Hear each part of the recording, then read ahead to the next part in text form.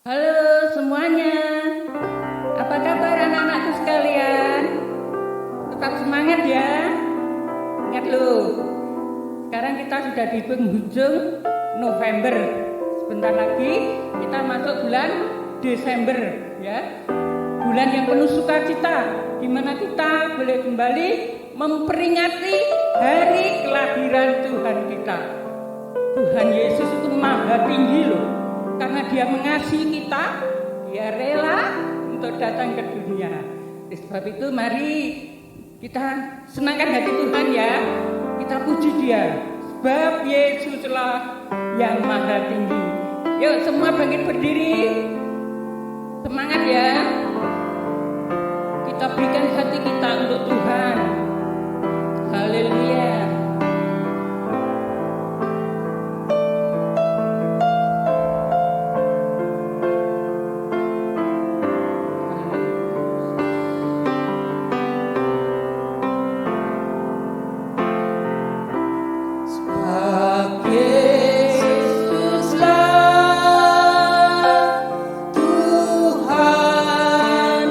Yang maha tinggi.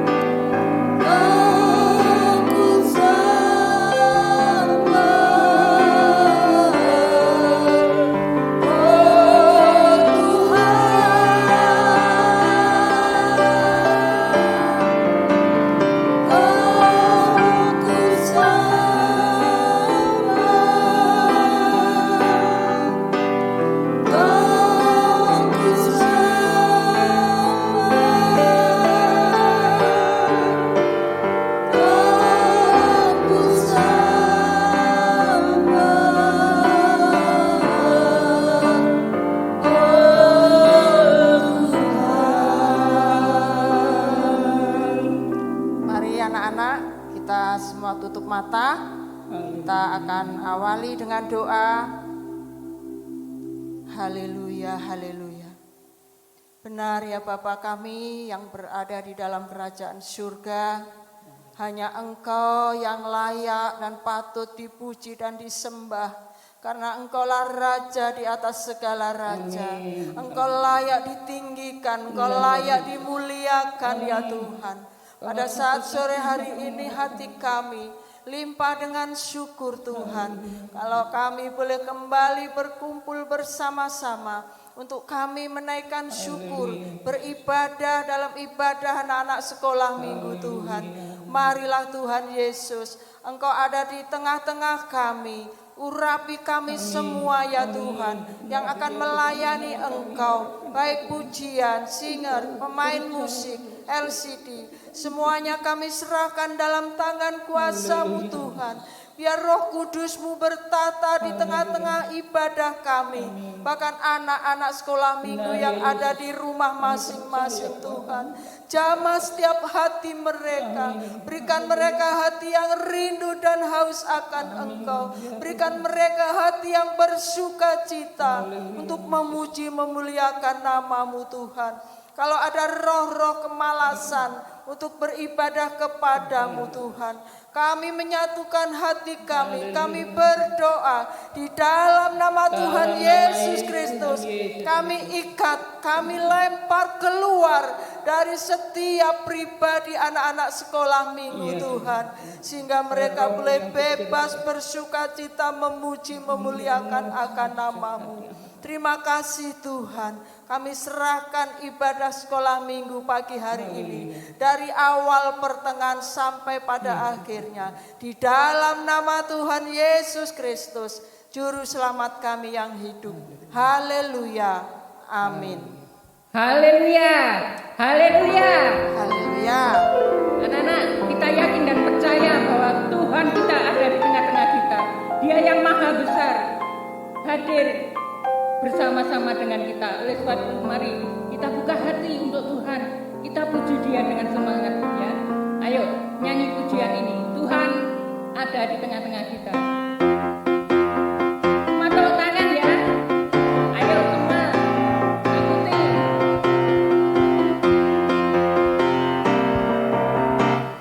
Tuhan Allah di tengah kita besar, besar.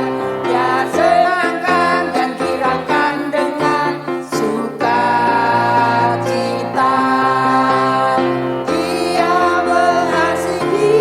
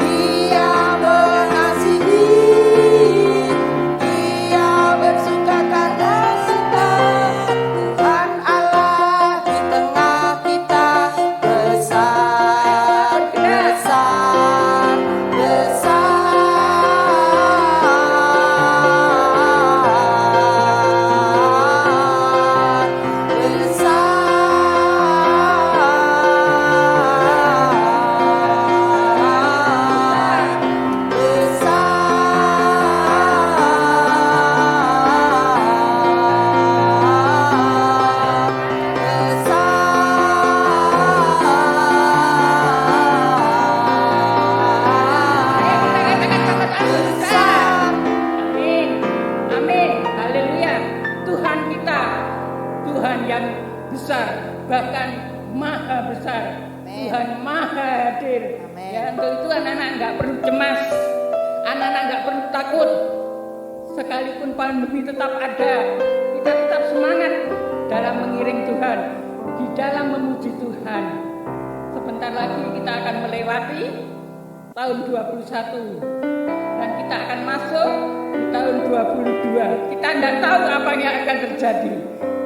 Yang kita tahu, Tuhan kita adalah Tuhan yang penuh kasih. Semusim telah berlalu.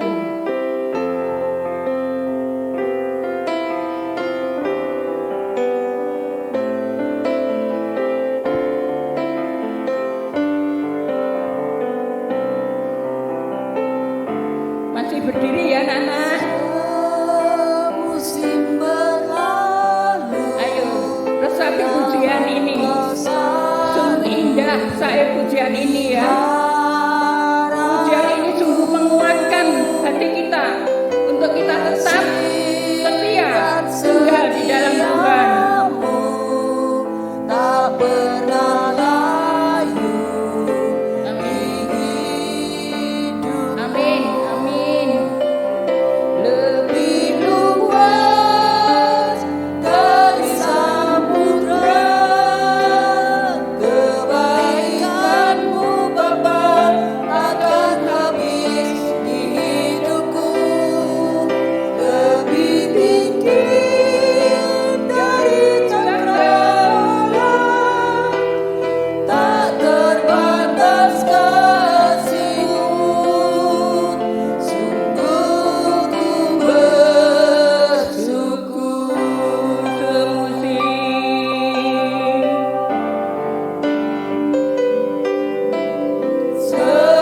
Semusim berlalu, namun Kau selalu.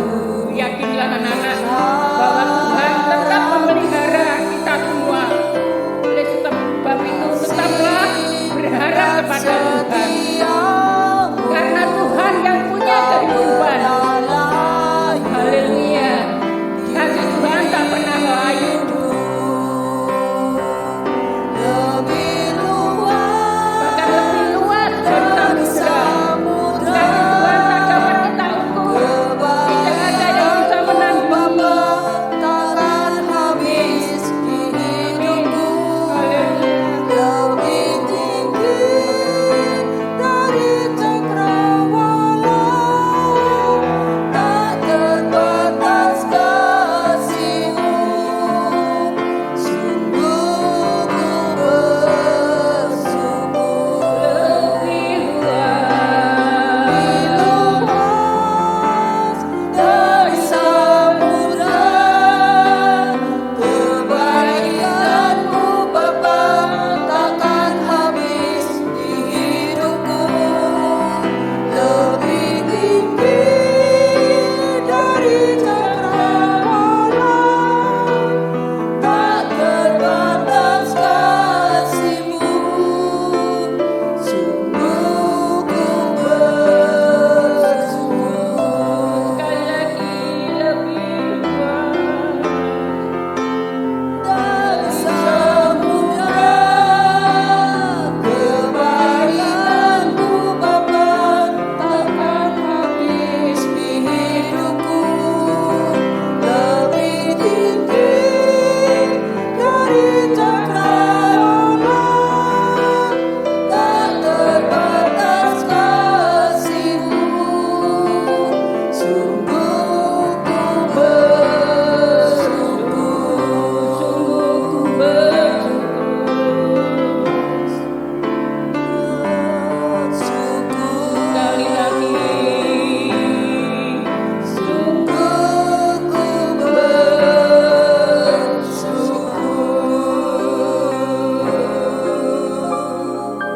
Terima kasih.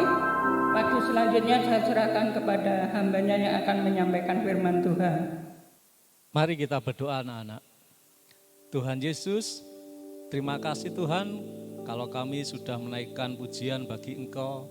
Kiranya Engkau terima apa yang telah kami naikkan kepadamu. Berkatilah kami Tuhan, Sebentar kami mau mendengarkan firman-Mu, urapilah hati kami supaya dapat menerima kebenaran firman-Mu pagi hari ini.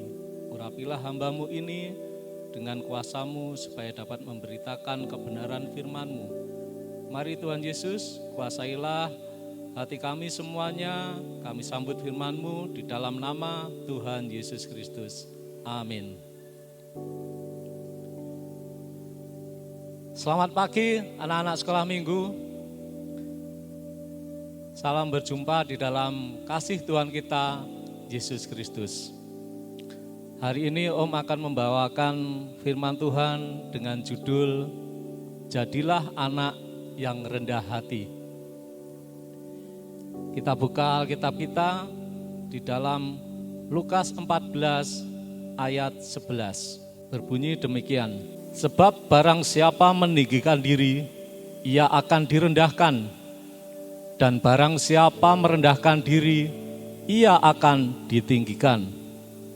Berikutnya di dalam Yakobus 4 ayat 6. Tetapi kasih karunia yang dianugerahkannya kepada kita lebih besar daripada itu.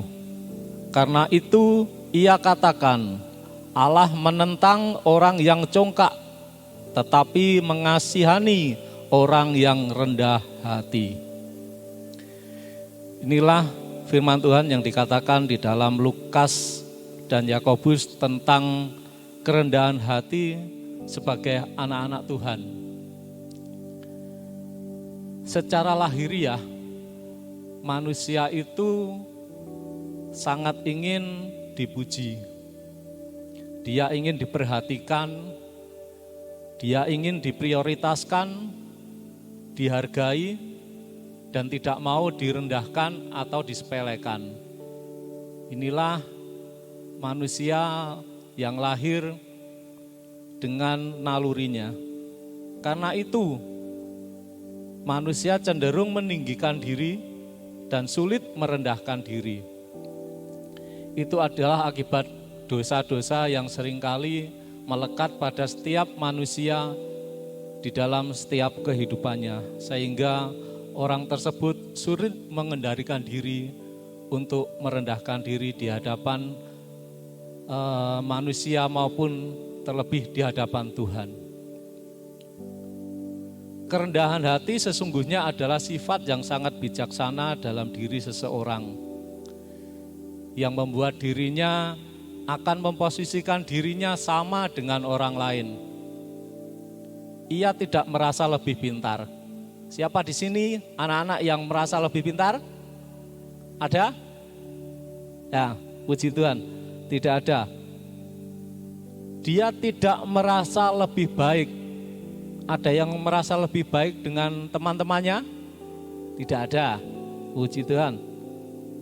Tidak merasa lebih mahir atau lebih pandai dari teman-temannya.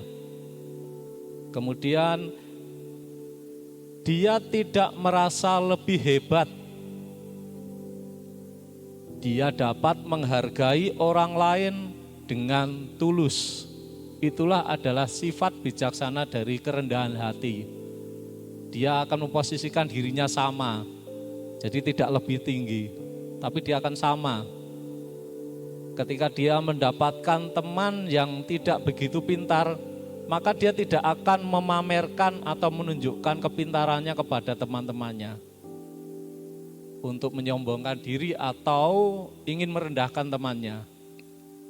Ketika kita berada di teman-teman kita yang mungkin secara ekonomi atau mungkin kalau sekarang zamannya anak-anak itu modern, semua punya gadget atau punya HP, punya tablet. Mungkin ada teman-teman kita yang kurang beruntung, yang tidak memiliki.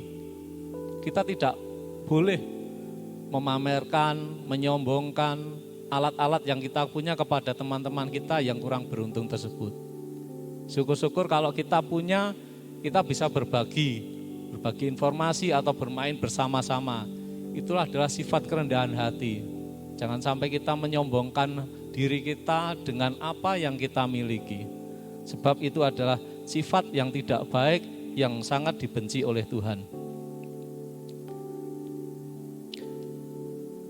Sifat-sifat rendah hati ini sudah Tuhan Yesus contohkan atau sudah Tuhan Yesus teladankan pada masa lampau. Yaitu kita baca di dalam Filipi 2 ayat 6 sampai 9 yang berbunyi demikian.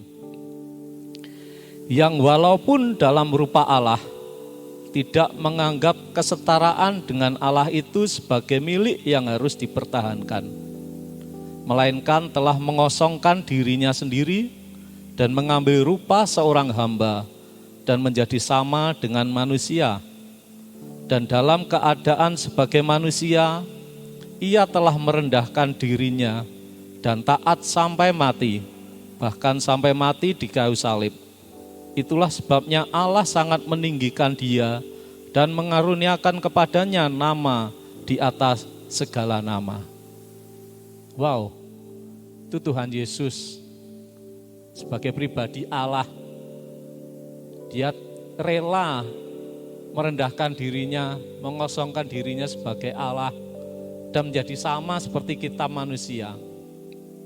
Tidak ada Allah seperti Dia yang rela turun ke dunia bersama-sama orang berdosa untuk memberikan keselamatan, memberikan pengajaran selama hidupnya tentang hidup kekal, bahwasanya manusia harus memiliki kerendahan hati. Sebab Allah sendiri telah datang ke dunia, dia dilahirkan di kandang domba yang mungkin secara manusiawi tidak layak. Itulah bukti kerendahan hati seorang Allah kita, yaitu Tuhan Yesus Kristus. Ketika hidupnya dia tinggal di sebuah perkampungan yang bukan dilahirkan dari seorang yang kaya. Dia harus dikejar-kejar, pada zaman itu adalah Raja Herodes untuk dibunuh. Bahkan dia rela tanpa berdosa harus menerima hukuman di kayu salib, bahkan sampai mati.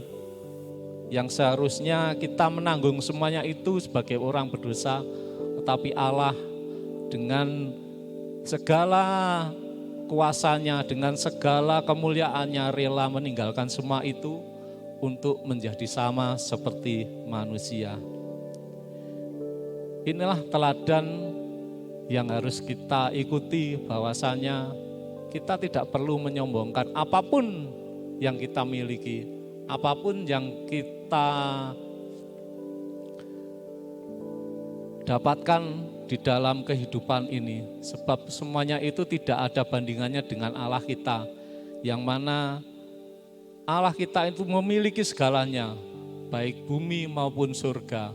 Tapi Dia rela merendahkan dirinya supaya apa? Supaya kita memiliki hidup kekal. Oleh karena itu anak-anak, kita harus belajar dari Tuhan Yesus. Kita harus memiliki kerendahan hati supaya hidup kita akan ditinggikan pada saatnya nanti. Berikut adalah tanda-tanda seseorang memiliki kerendahan hati. Yang pertama adalah berani mengakui kesalahan. Berani meminta maaf jikalau memiliki kesalahan. Dan bahkan mau memberikan maaf kepada orang yang bersalah terhadap diri kita. Karena tidak semua anak-anak Tuhan itu mau mengakui kesalahannya. Bahkan anak-anak Tuhan jarang sekali mau memaafkan orang lain yang bersalah terhadap dirinya.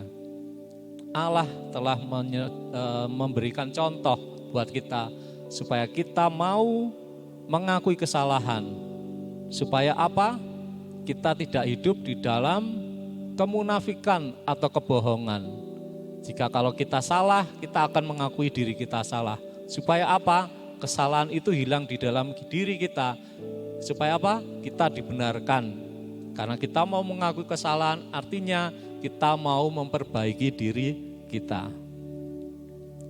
Yang kedua adalah mau belajar dan diajar. Apa bedanya anak-anak? Mau belajar artinya secara mandiri kita berusaha menjadi anak yang baik.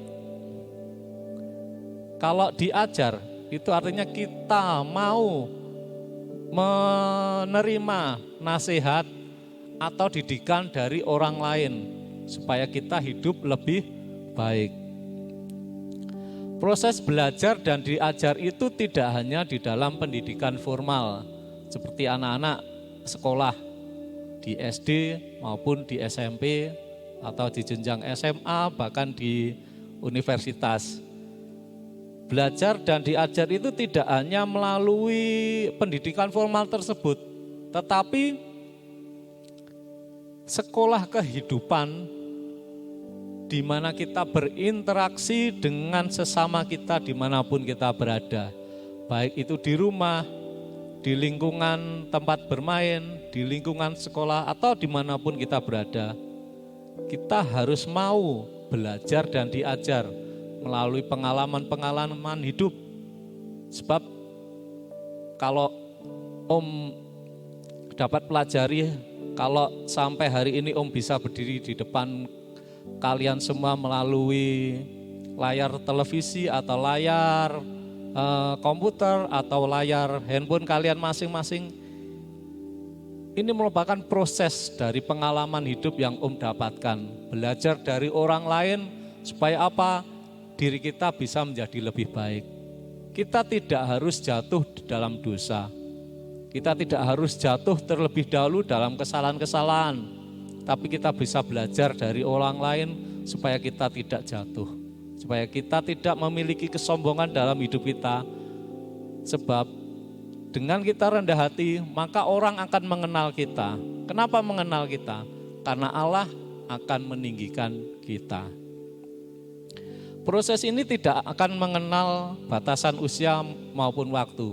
Baik anak-anak sekolah minggu maupun guru-guru sekolah minggu selalu mau belajar dan diajar dimanapun kita berada. Seperti halnya kesombongan itu bisa kita lihat di dalam sebuah permainan menyusun Lego bricks. Ada yang tahu anak-anak? Seperti susunan kotak-kotak itu kalau kita susun, kalau kita menyusunnya kecil-kecil, itu adalah sebuah, diibaratkan sebuah keberhasilan atau sebuah segala sesuatu yang kita miliki. Jikalau kita misalnya memiliki handphone baru, kemudian kita menganggap itu paling canggih dibanding teman-temannya, maka kita akan menyusun satu. Kemudian kita memiliki apa lagi, misalnya kita habis memenangkan perlombaan, kita menganggap orang lain lemah, kita akan menyusun kesombongan itu naik lagi satu. Kemudian kita bisa nyanyi, menganggap suara kita paling merdu dibanding yang lain, kita susun lagi di atas. Mungkin kita juara kelas, menganggap teman-teman kita itu tidak pandai, kita susun lagi di atas. Sampai suatu saat susunan Lego itu akan tinggi, tetapi dia rapuh, tapi dia goyah, sehingga suatu saat kena angin atau kena sentuh diri kita, maka itu akan rubuh, maka akan rusak. Demikian juga kehidupan kita, kalau kita menyombongkan sesuatu itu seperti kita itu menyusun diri kita di atas sebuah batu atau sebuah Lego tadi, naik tinggi terus. Kita tidak membangun dasarnya. Tapi berbeda dengan kerendahan hati. Kalau kita nyusun Lego, supaya Lego itu tidak roboh, maka kita akan susun kecil-kecil itu menjadi sebuah dasar, sebuah kotak besar. Jadi bukan langsung tinggi anak-anak, tapi susun dulu kecil ke bawah, membentuk sebuah kotak besar, naik sedikit. Itu adalah dasar kita untuk merendahkan hati kita, merendahkan diri kita di hadapan Tuhan. Itu bentuknya memang tidak kelihatan dan jangan diperlihatkan. Tapi suatu saat ketika susunan itu sudah tinggi, dia adalah bangunan yang kokoh, yang kuat. Kita tidak akan menyadarinya, tetapi orang lain akan melihat bahwa diri kita sudah ada di atas. Itu adalah bentuk kerendahan hati. Ketika kita menyusunnya sedikit demi sedikit, tidak perlu menyombongkan, maka diri kita akan memiliki dasar hidup yang kuat. Karena setiap berkat dan talenta yang kita miliki itu adalah dasar hidup kita untuk kita menjadi serupa dengan Allah kita, Tuhan Yesus Kristus. Sehingga pada saatnya nanti kita akan ditinggikan oleh Tuhan. Dan orang banyak akan melihat diri kita. Karena Tuhan itu mengangkat kita lebih tinggi dari apa yang kita inginkan. Sehingga anak-anak, jadilah anak-anak yang rendah hati, jangan ada kesombongan, kecokakan dalam diri kita. Sebagai ayat penutup, kita buka Amsal 18 ayat 12. Sudah ketemu? Baik, Om bacakan, kita baca sama-sama. 1, 2, 3. Tinggi hati mendahului kehancuran, tetapi kerendahan hati mendahului kehormatan. Inilah yang firman Tuhan sampaikan, bahwasanya kita harus memiliki kerendahan hati supaya kita dihormati. Jangan kita tinggi hati, sombong, maka itu akan menghancurkan diri kita. Sebab ketika kita berada di atas, ketika kita jatuh, kita akan sakit hati, kita akan malu dengan luar biasa. Sebab kita tidak ada bandingannya dengan Allah kita yang hebat. Kita mungkin juga tidak lebih baik dari teman-teman kita yang lain. Oleh karena itu, milikilah kerendahan hati. Jadilah anak-anak, jadilah seperti yang Tuhan Yesus teladani, bahwasanya Tuhan Yesus memiliki kerendahan hati, bahkan mati di kayu salib untuk memberikan penebusan dosa kepada kita semua, sehingga kita diselamatkan dan kita akan mendapatkan kehormatan pada saatnya nanti, yaitu di surga yang mulia bersama Allah Bapa kita. Amin. Puji Tuhan, demikianlah firman Tuhan yang dapat Om sampaikan pagi hari ini, kiranya semua itu menjadi berkat bagi kita semua. Mari kita akhiri firman Tuhan ini dengan berdoa. Tuhan Yesus, terima kasih buat kebenaran firman-Mu pagi ini. Ajarkanlah kami memiliki kerendahan hati seperti halnya Engkau sudah menjadi teladan bagi hidup kami.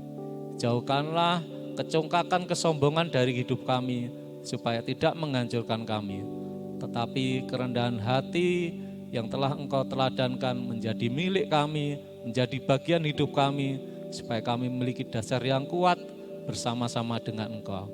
Sebab suatu saat nanti kami akan dimuliakan bersama-sama dengan Engkau di surga yang mulia.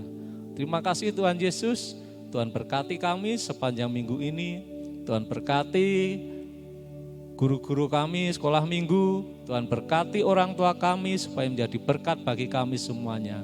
Diberkati juga gereja kami, Bapak dan Ibu Gembala kami, Tuhan berkati semuanya. Jaga lindungi kami sepanjang minggu ini, di dalam nama Tuhan Yesus Kristus kami berdoa dan mengucap syukur, terima kasih. Haleluya, amin. Puji Tuhan.